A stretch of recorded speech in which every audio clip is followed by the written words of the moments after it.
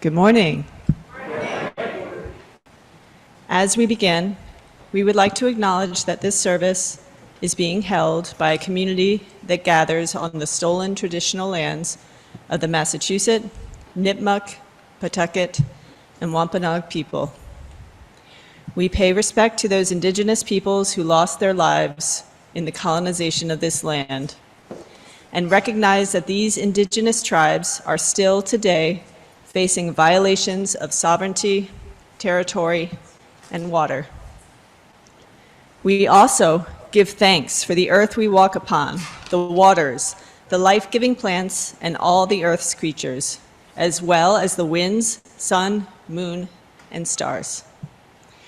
We recognize that this is just a first step in moving toward right relationship with Native peoples and the healing of the earth. Good morning again, sorry, jumped the gun on that one.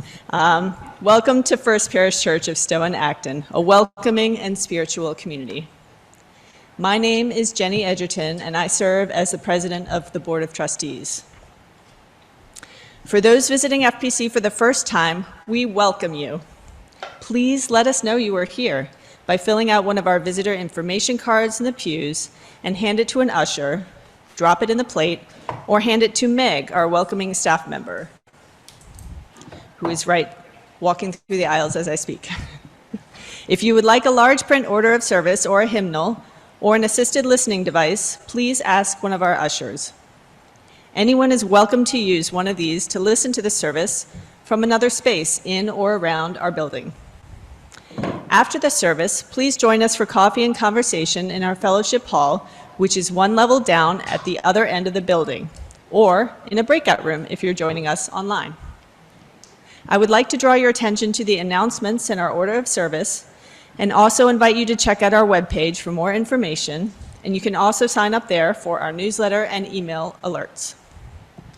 And just to draw your attention to a couple of the announcements, immediately following the service today, we will be, many of us will be heading over to the Memorial Garden to do some of the last bits of work before next Sunday's official Memorial Garden dedication. 2 Sundays from now, sorry. 2 Sundays from now. So please join us. We do have some gloves and tools. You're welcome to use your own as well. And next Sunday, at 5 o'clock, we are having a Halloween party. So all are welcome, and we hope you can join us for that. And now, Let us come together for a time of community, singing, and worship.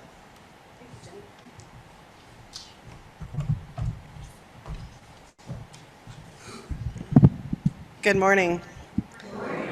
We gather here together this morning to search together for common truths, to seek clarity in the midst of troubled times and uncertain futures, to celebrate the free mind and the giving heart, to live our religion in all that we do, to find others here to do that with. If you come here wanting clarity, you are welcome. If you come here wanting community, you are welcome. If you come here seeking truth, if you come here looking to put belief into action, you are welcome. Our chalice lighting words, as our music director Chris lights our chalice, are by the Buddha. Be ye lamps within yourselves. Be your own confidence.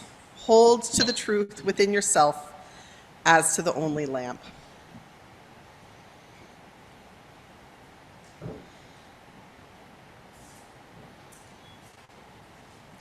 Our opening hymn is in the teal hymnal. It's number 1032, Daoona, Nayeesh.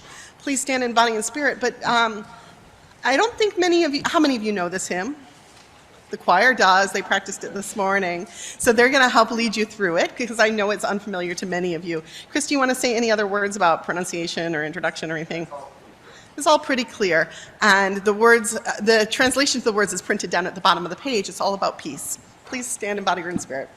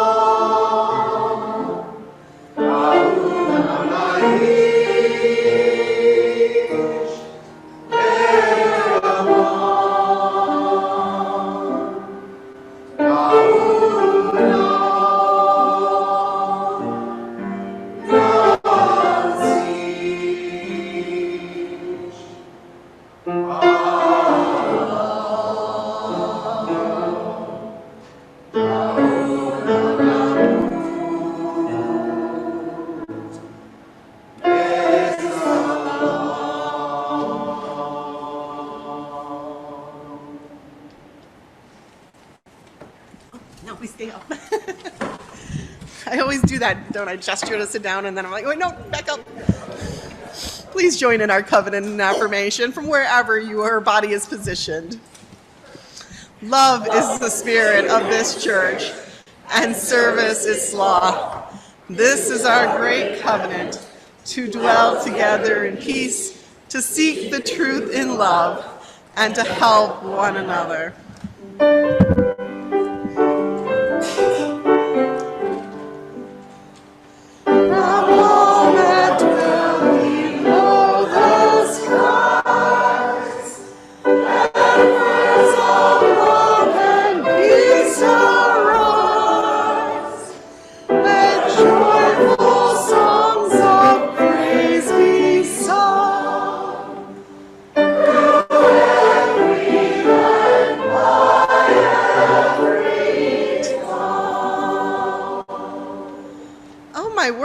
Been practicing with harmony or something while I was gone? That was beautiful.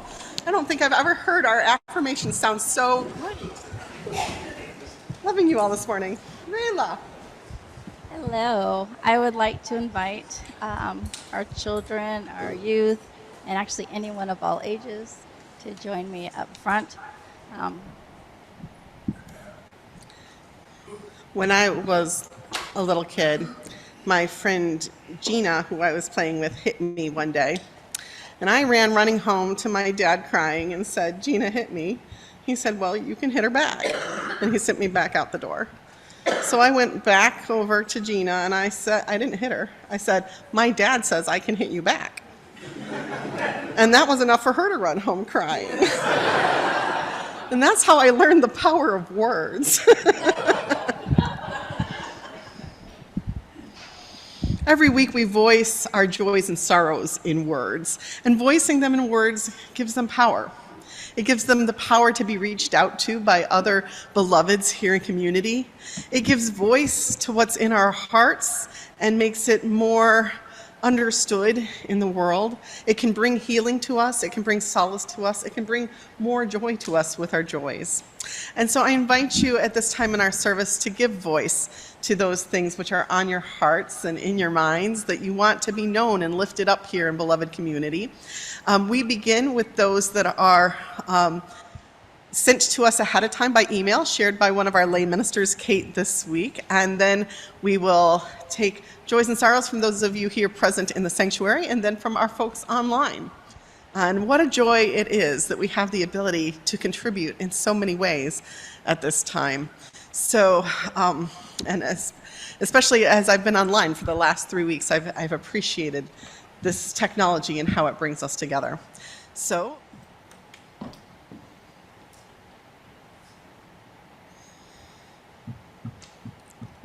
in this case, we light one last candle for those joys and sorrows that are left unspoken, that they too are lifted up in beloved community.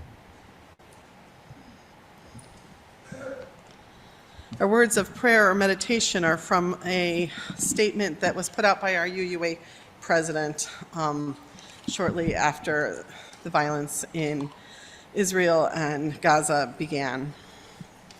She says, "Beloveds, I invite you to stop what you are doing if you can and sit with me in the depth of this tragedy of continued violence between Israel and Hamas.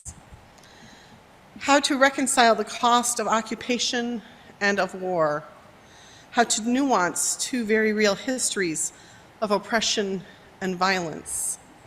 I'm holding close the words of UN Middle East Peace Envoy Tor Wennesland, who said, 'This is a dangerous precipice, and I appeal to all to pull back from the brink.' We, as a people of faith, can condemn violence against civilians, while at the same time engaging the full legacies and histories of oppression that shape such devastating conflict. As a faith tradition, Unitarian Universalists have long worked for peace, and our principles and values call for the goal of world community with peace, liberty, and justice for all. At the same time, we have not engaged the tangled issues surrounding Israel and Palestine in community since 2018. And our last engagement resulted in severed relationships and deep pain. I pray for the people of Israel and Palestine. I pray for leaders around the globe who must respond to this latest flare of violence and untenable ethical considerations that abound. I pray for Muslim and Jewish UUs who experience the impact of this long strife acutely. I pray for those of us less likely to know the trauma of unending brutality and harm, will not turn away from generational loss, from the devastating realities and their root causes, or from the relentless tragedy of war and occupation. Be gentle with yourselves when you need to be, but do not turn away unless you must. We are one global family, living tenuously on the same human-impacted earth. Let us center ourselves in justice as we call for peace.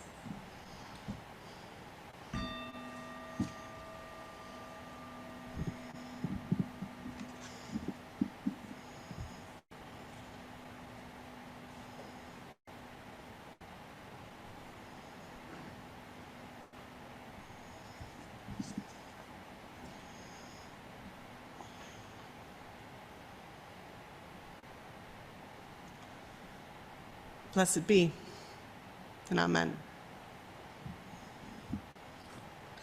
Our plate is shared this month with Out MetroWest, and it's another community we support where violence is being done to people of this community all over our country. And so for their good work of building resources for the LGBT community here in the Metro West area, and for the good work of this congregation and all we partner with, your donations are gratefully received.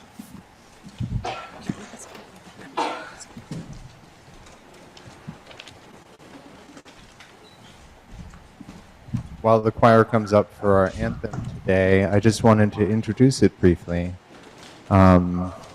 This song, One Voice, we had chosen it already, but it speaks to a lot of what's happening in the world today. And for me, the beauty of the song is when we come together in harmony, the beautiful healing things that we can accomplish together. And I invite you to join us on the last verse, verse 5, the words printed in bold in your bulletin. You'll have heard the tune a number of times, and so hope you can sing with us then.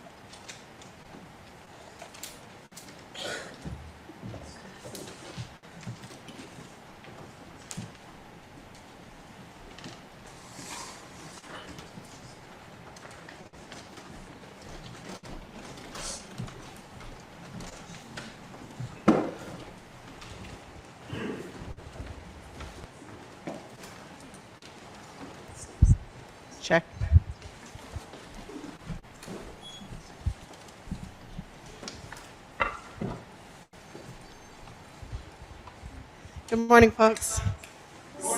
So good to be back with you after 3 weeks being online as I struggled with a really difficult case of COVID. I'm grateful for the prayers and thoughts and meditations of this community, and I swear it was after I put out the call through Jenni to say, send me your thoughts and prayers, that I finally turned the corner and got better. So make of that what you will. I'm still only at like 80%. My breathing is not fully back. And so I am sitting as I preach. You all have noticed probably over the years that I sweat when I preach. Like I start dripping like mad. And that is partly a result of these lights up here. But it's also partly my body's response to pain. And I have a bad back from a broken back 30 years ago, and it acts up when I preach. And so maybe sitting will also mean I'll be a little drier today. I grew up in a UU church, which, like this one, had many Jewish members. And our minister had a close relationship with the founder of Humanistic Judaism. It was a movement that began in the Detroit area, Rabbi Sherwin Wine. The first song I ever learned in church was Shalom Haverim, which we'll be singing as our closing song today, our sung benediction. Unitarian Universalism throughout the decades has had a closer relationship with Judaism than with Islam. This mirrors the United States as a whole, which has a higher population of Jews than of Muslims, 5.8 million, of which 140,000 are Israeli specifically in the Jewish population here in the US, compared to 3.45 million, of which only 72,000 are Palestinian of the Muslim population. And so one of the things I want to name here today is as we struggle through this difficult time, is that we hear the Israeli perspective louder and stronger than the Palestinian perspective. And that's true in our media, it's true in our government, and it's true all the way down to our Unitarian Universalist churches often. Those of us who went to the March Against Hate last Sunday in Acton know that here we heard much more strongly about hate against the Jewish population in the area than about hate against the Muslim population in the area. And some of the most hard and even bitter disagreements within the Unitarian Universalist Association have been about the Israeli-Palestinian conflict. So, for example, in 2010, we did not pass an action of immediate witness on ending the blockade in Gaza. And in 2016, we did not pass a business resolution which would have called on us to divest in companies complicit in violating human rights, specifically Palestinian rights. And in 2018, as a people, we did not pass an action of immediate witness on ending Israeli detention of Palestinian children. These were hard conversations and hard decisions that sowed bitter seeds in Unitarian Universalist communities. Now, sometimes actions of immediate don't pass for a myriad of reasons. For one thing, we're only allowed to pass a few, and first we have to vote on which of the numerous ones submitted are the most pressing for us. And some of them don't get the larger number of amounts needed of votes to be admitted to the final agenda. So I'm not sure if those AIWs didn't pass that level, got stalled in earlier levels, or if they got all the way to the floor and then didn't pass. But the case is, our Palestinian UUs, small in number, feel disappointed and unsupported. And our Jewish UUs, also small in number, although larger in number, also feel attacked and unsupported through our association. And what I know is that out of these past experiences, both Jewish and Muslim UUs feel unsupported by our faith.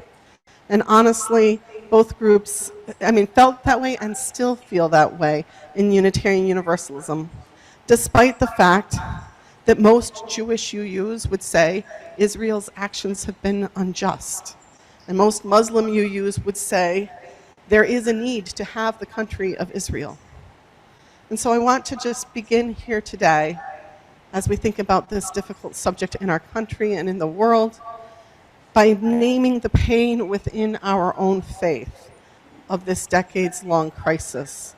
And to say that the first thing we need to do as a people of faith is to support our own, to address the past harms done, the anti-Semitism that Jewish UUs have experienced, and the anti-Islam that Muslim UUs have experienced, and the ethnic bias that both have experienced. To say that we support both of these faiths as faiths, and we support both of these ethnicities as people of this world together, and we are not labeling any religious group or any ethnic group as evil or as not fully human or anything of that sort. As I've listened in the last couple of weeks to politicians and pundits from the left and right, which I try to do, I try to listen to left and right, I hear numerous voices in America saying they condemn the Hamas attacks.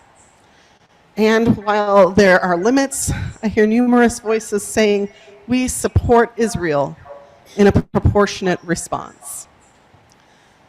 When I hear that proportionate response, as one who is not a student of war, and not in a war-related profession, I found that phrase really confusing. What do we mean in America when we say proportionate war? Does that mean we kill an equal number of people on both sides? Does that mean that a proportionate number of people experience violence or terror? Does it mean destroying a proportionate amount of infrastructure? No. I looked it up, and proportionality in war is saying that the amount of destruction that you're willing to inflict, the amount of killing of non-combatants, should be in proportion with the likelihood of achieving your goals. But what proportion depends on your definitions, even for those who believe in proportionate war. So I think that we could say a line has been crossed, even if we believe in proportionate war, that some sort of line has been crossed by Israel at this point, that the amount of suffering in Gaza of the Palestinians there is not proportionate to the amount of gain that has been created in their goals of retrieving hostages and stopping Hamas. If we believe that some war is justified. And I know there are many folks here who are absolute pacifists too, who believe that no violence is ever justified. The truth is, in our country, both left and right, Democratic left and Republican right, are not nuanced very much right now in the discussion of Israel. For the extreme right, this is because of the role that Israel plays in their view of Armageddon. The evangelicals believe that it's necessary to have a state of Israel for Armageddon to come, and so they support Israel unconditionally. For the left, it's sometimes the legacy of guilt from the fact that the Holocaust happened, or it's the preponderance of people with direct relationships to the affected Israelis. Whatever the reason for the support of Israel, while our country might be the most uniquely poised to call on Israel to stop its assault on Gaza, that's not what our President Joe Biden really focused on last week when asking for $14.3 billion for military weapons and military financing. Our faith is somewhat conflicted. And I know I have some conflict in my heart, and I'm guessing a lot of you do too, on how is best to respond, torn about wanting to see peace, and yet also knowing there are hostages still being held by Hamas, hundreds. The Unitarian Universalist Association issued this statement this week. So this isn't a vote from the General Assembly of all churches. This is a statement from leadership at the UUA. The Unitarian Universalist Association joins the chorus of voices urging an immediate and total ceasefire, the admittance of humanitarian aid, and the restoration of power and water to Gaza to prevent the further staggering loss of human life that is inevitable under the current conditions. We support the call from the United Nations for the evacuation order to be rescinded, warning it will have devastating humanitarian consequences. We join a wide range of faith-based, non-governmental, and humanitarian organizations across the globe in condemning the government of Israel's ongoing bombardment, quote-unquote, total siege, and forced displacement through an evacuation order of the more than 1.1 million residents of Gaza in retaliation for Hamas's atrocious October 7th attacks. They also signed a statement that's being signed by a number of denominations, mostly Christian, that says, we unequivocally condemn Hamas's attacks and call for the immediate release of all hostages in captivity. We also condemn the indiscriminate and violent Israeli response that has already claimed hundreds of civilian lives. The Israeli government's decision to shut off power, water, and fuel will have a disastrous impact on millions of civilians in Gaza, including over 1 million children, especially those who need immediate medical attention. So that's where our faith, our leadership of our faith has made their stand. And we as a congregation aren't called on to take a stand or take an action specifically in response to this. And I'm not asking you to. I'm asking us to hold each other in care, speak to each other openly with love and affection, and to recognize the deep divisions that we have within our own hearts as well as our own communities as we go forward.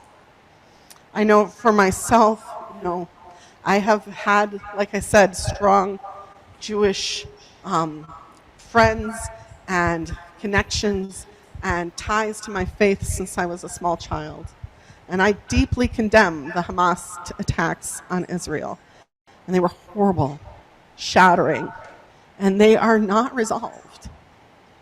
The hostages are still in hostage, and they are still counting and identifying the dead. And we need to hold that truth, and the truth that the Israeli people need a place of their own, that the Jewish community has a right to a state, as they've been persecuted for so many centuries. We need to hold those truths. I hold those truths, and that Israel's attacks on Gaza are devastating. They're not doing much good, if you believe in proportionality, but they are killing millions of innocent children. Half of the Palestinian population there in the Gaza Strip is under the age of 18. And they haven't had a vote there, an open vote for government in 18 years. So the majority of the population did not vote for Hamas. And knowing that even though finally 20 trucks were let in yesterday, that's a drop in a bucket for the amount of pain and suffering when water and food supplies and electricity are cut off. In these times, it's easy to feel like one voice is powerless, one voice doesn't matter. If we disagree with the powers of empire, we're just voices blowing in the wind. So that's why we started with the song we did here just now. Our voices are small, our faith is small, but it's important for us to join with others, the way our association has joined with other denominations in calling for ceasefire and in calling for peace. And to remember that the more of us who raise our voices in this time, the more we can actually make a difference. The United States is uniquely poised to make a difference in that we're a country that has supported Israel so strongly, we're a voice they can listen to. And our government is uniquely poised to listen to our voices if we raise enough of them and join together and are strong enough. So we remember the words of the song we just heard, or the words of the poet Marge Piercy, who says, "It starts when you care to act. It starts when you do it again." And they said no.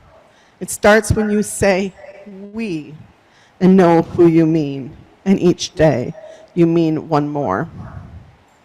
So first, in these trying times, we begin by supporting the affected among us.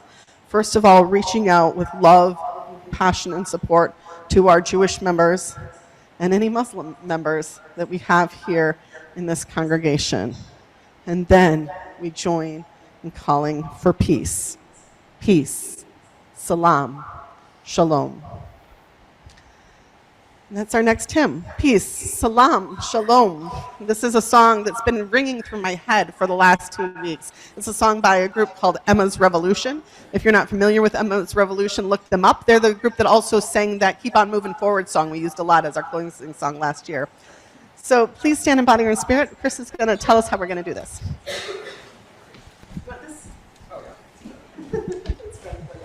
Yeah, so I invite you to rise in body or spirit. Trevor will play it through once, then the choir will start singing, and we'll sing this 4 or 5 times, so you're welcome to join when you're ready.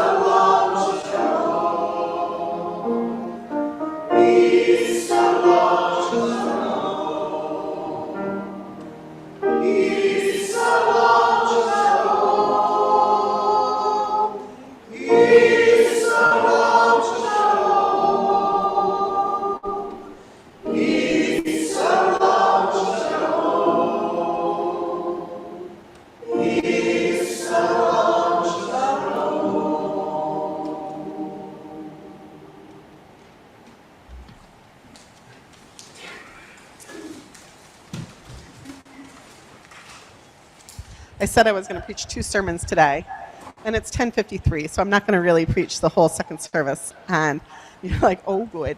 And I'm going to send it out to you by email. But you may have wondered why it is that I'm doing this 4-part series on spiritual paths, different spiritual journeys this year. And I get a lot of comments over the years from people who wish for worship to be more spiritual, and what they really are focusing on is they want the sermon to be more spiritual. And this is something of an attempt to respond, but also open up that idea. Because when we talk about spirituality, we often mean something very specific, because the majority of people are in what Peter Tufts Richardson calls in his 4 spirituality types in certain Myers-Briggs categories. And the category I'm in, which is the one we were going to talk about today, is only 12% of the population.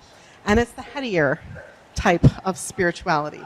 The spiritual path of unity is the path that finds spirituality through clarity of thought.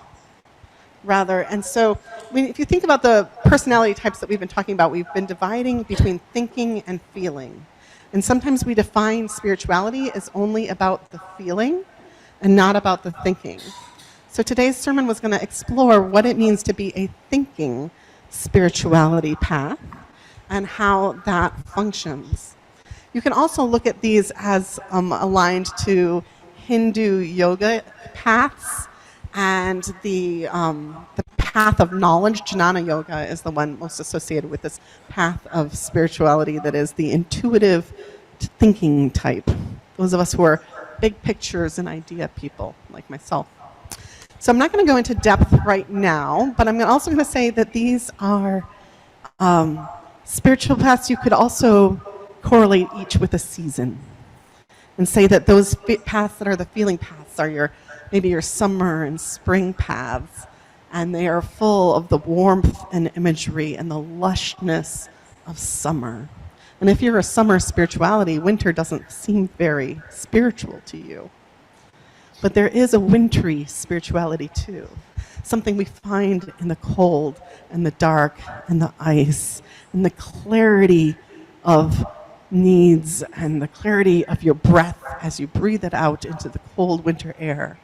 That's a spirituality too. And so today, as I said, I'll just send this one path out by PDF form to you later this week.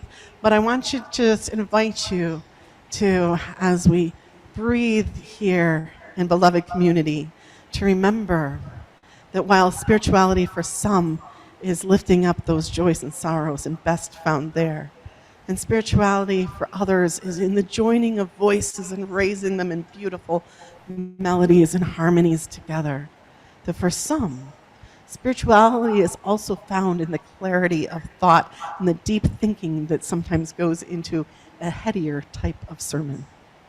And to hold all of these as the diversity of spiritualities among us.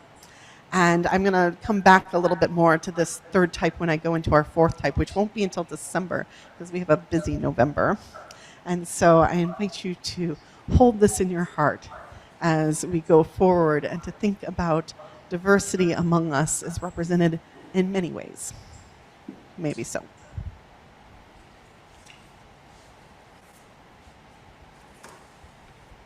Scrolling past all the pages here to figure out what comes next.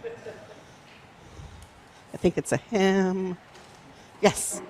When our heart is in a holy place. Number 1008. This is in your teal hymnals. Please rise in body and spirit.